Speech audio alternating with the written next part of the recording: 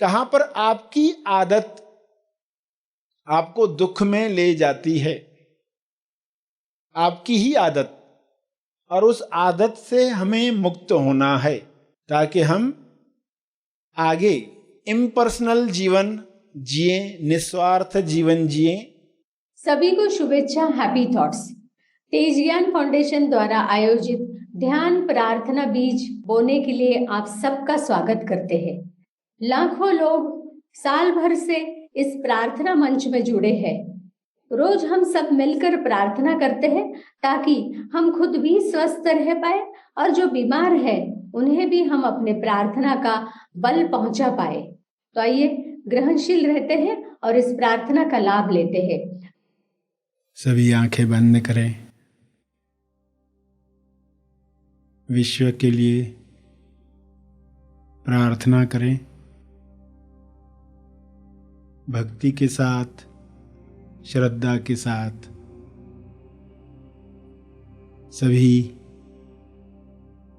सभी जीवों के लिए किरणें शब्दों में भेजें कि सबको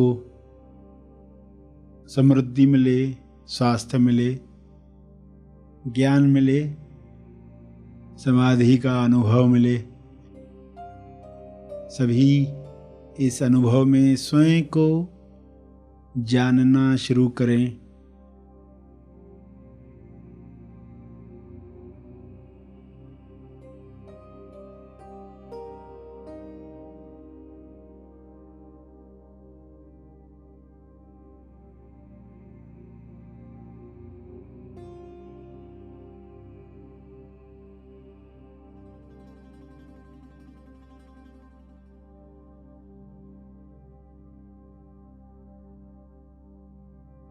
जीते जी समाधि का अनुभव आत्म साक्षात्कार के लिए है। सारे मनुष्य यह अनुभव कर पाएं, सभी में स्वयं को जानने की प्यास बढ़े। हे परमात्मा, आपके शुभ्र प्रकाश में हर मनुष्य में स्वयं को जानने की प्यास बढ़ रही है।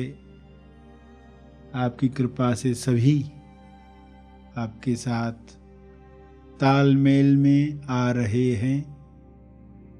ईश्वर का अंश ईश्वर के साथ एक होकर स्वयं को जाने और सारे डरों से मुक्त हो जाए। स्वयं को अलग मानकर डरों में रहकर लोग बीमारियों को आकर्षित करते हैं। ये सारी बीमारियां समाप्त हो जाएं, सभी को स्वास्थ्य मिले। इस स्वास्थ्य में लोग अभिव्यक्ति करें कर्मों के द्वारा, सभी को मदद करके सेवा में रचनात्मक कार्य करके जीवन सहज बनाकर रचनात्मक कार्यों से लोगों का समय बचे और इस बचे हुए समय में लोग पृथ्वी लक्ष्य प्राप्त करें। इस बचे हुए समय में लोग स्वबोध में बैठें। ऐसा कर्म हर मनुष्य करे ताकि सबके लिए जीवन स्वर्ग समान पृथ्वी पर ही निर्माण हो। मरने के बाद लोग स्वर्ग में जाने की कल्पनाएं न करें। जीते जी स्वर्ग में कैसे रहा जाता है, जहाँ संपूर्ण स्वास्थ्य है, संतुष्टि है।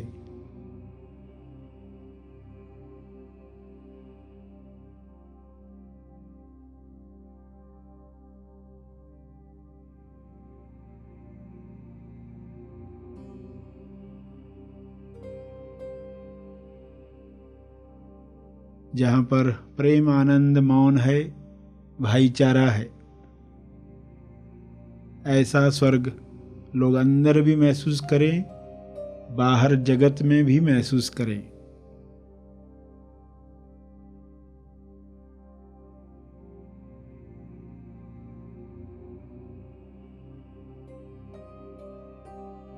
ये संभव है शुभ्र प्रकाश में सब पर ये छा रहा है।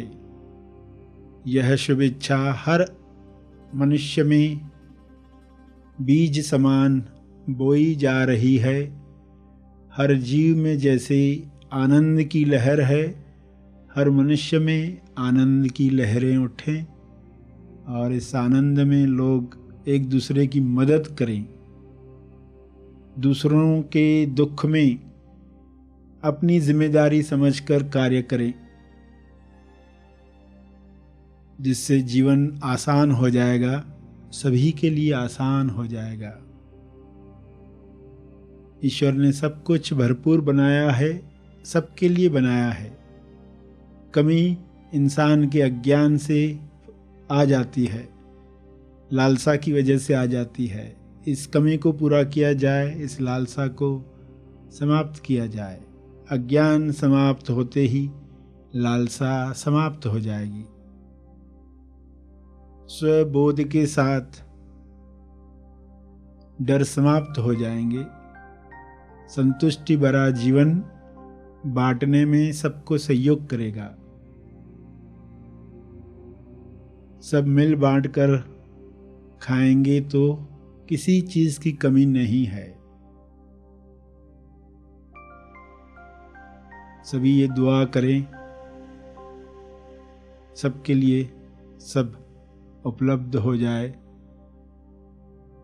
विश्व के किसी भी कोने में कोई हो, सब तक मदद पहुँचे, सब तक ज्ञान पहुँचे, सब तक सकारात्मक विचार, प्रार्थना का बल पहुँचे। अपने शब्दों में इसी समझ को दोहराते रहें।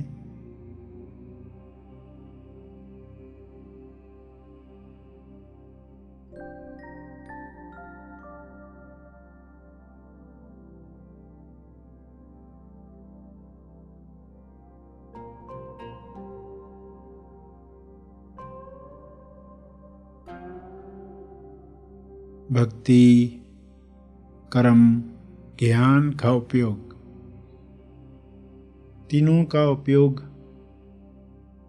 समभाव में करें। पूरे विश्वास के साथ अपने तप का बल जीव कल्याण के लिए अर्पित करें।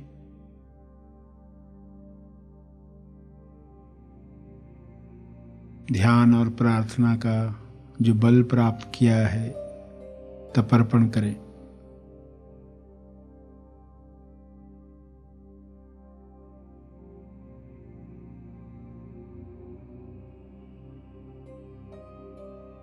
जो बैठे रहना चाहते हैं बैठे रहेंगे।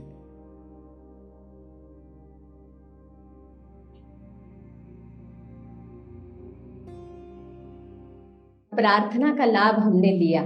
जो आगे के कार्य में जाना चाहते हैं वे आगे के कार्य में जाए। जो और थोड़ा समय बैठ सकते हैं, सरश्री द्वारा एक विशेष विषय पर हम मार्गदर्शन पाने वाले हैं। आइए सब ग्रहणशील होते हैं। कहां पर आपकी आदत आपको दुख में ले जाती है, आपकी ही आदत, और उस आदत से हमें मुक्त होना है ताकि हम आगे इम्पर्सनल जीवन जिए, निस्वार्थ जीवन जिए, आनंदित जीवन जिए, प्रेम आनंद मौन के साथ जिए। आप कौन थे और क्या मानकर जीने लग गए? व्यक्ति बनकर अहंकार में मैं दूसरों से अलग और श्रेष्ठ, ये अहंकार है। मैं दूसरों से अलग, क्योंकि चारों तरफ इतने लोग दिखते हैं, सभी अलग अलग दिखते हैं, ये अलग है, ये अलग है। जैसे कागज पर लिखे हुए शब्द, सभी शब्द एक दूसरे को कैसे देखेंगे? ये शब्द अलग है, ये शब्द अलग है, ये शब्द अलग है, मगर उनके पीछे कागज कौन सा है? उनके पीछे जो कागज है जिसकी बदौलत वे उपस्थित हैं। सोचो, कागज नहीं होता तो कौन सा शब्द टिक पाता? सभी शब्द विलीन हो जाते। तो समझ में आएगा कागज की वजह से हमें ये संसार दिख रहा है और लग रहा है सब अलग अलग हैं, मगर हकीकत में एक ही है। तो ये जो फीलिंग आती है अलग अलग होने की, ये अहंकार है। इसका पैदा होना जरूरी है, मरना भी जरूरी है। पैदा क्यों होना जरूरी है? क्योंकि एक बच्चा है, छोटा है, उसको खुद को सुरक्षित करना है। बाहर संसार में जाएगा, लोगों के बीच जाएगा, तो वो खुद को बचाए, अपनी सुरक्षा करे। कोई उसको धक्का दे तो वो गुस्सा करे, ताकि उसको कोई भी चोट न पहुंचाए। ये जरूरी है। इस वजह से कुदरत ने ये अहंकार दिया है। बच्चा बड़ा हो जाता है, अब अहंकार की जरूरत नहीं है, मगर आदत पड़ गई है। अब ये आदत छूटनी भी चाहिए। यही सबसे बड़ी दिक्कत है। बच्चों को मान्यताएं दी जाती हैं ताकि वो सुरक्षा में रहे, मगर बड़े होकर वापस कोई मान्यता लेता नहीं है। कर्म कांड दिए जाते हैं मगर वापस लिए नहीं जाते। लोग फिर जिंदगी भर कर्म कांडों में रहते हैं, डरों में रहते हैं, मगर एक समय के बाद वे कर्म कांड वापस लिए जाने चाहिए। बच्चे को सुरक्षा देने के लिए जरूरी था उसको बताना, उसको डराना, ऐसा करोगे तो ये होगा, वैसा करोगे तो वो होगा, रात को बाहर जाओगे तो ऐसा होगा। तो उस डर की वजह से वो अंधेरे से दूर रहेगा। मगर बड़े होने के बाद भी अगर वो डर कर जी रहा है तो पेरेंट्स को वो डर निकालना भी आना चाहिए। तो आप भी अहंकार का उपयोग कर चुके हैं, मगर समय आने के बाद प्रश्न पूछना चाहिए, क्या अब इसकी आवश्यकता है? अगर इसकी आवश्यकता खत्म हुई है तो इसे बाय बाय करना जरूरी है, इसका मरना जरूरी है।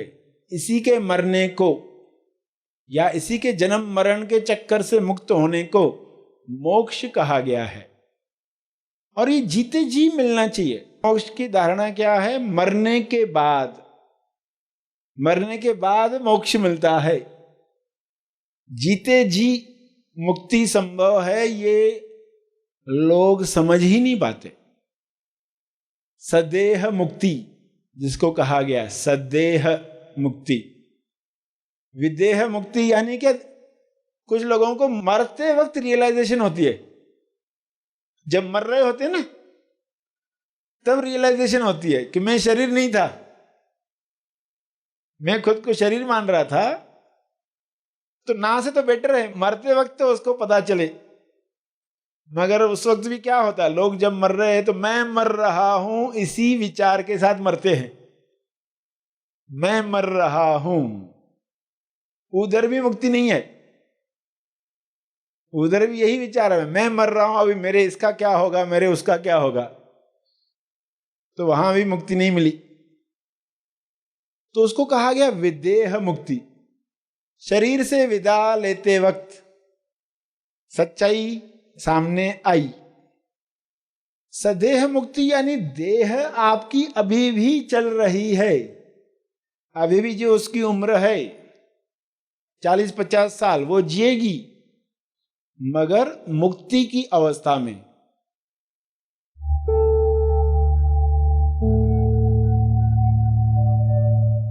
प्रार्थना और मार्गदर्शन का सभी ने लाभ लिया। आइए यहीं पर समाप्त करते हैं, कल फिर मिलेंगे, तब तक के लिए धन्यवाद। Happy thoughts.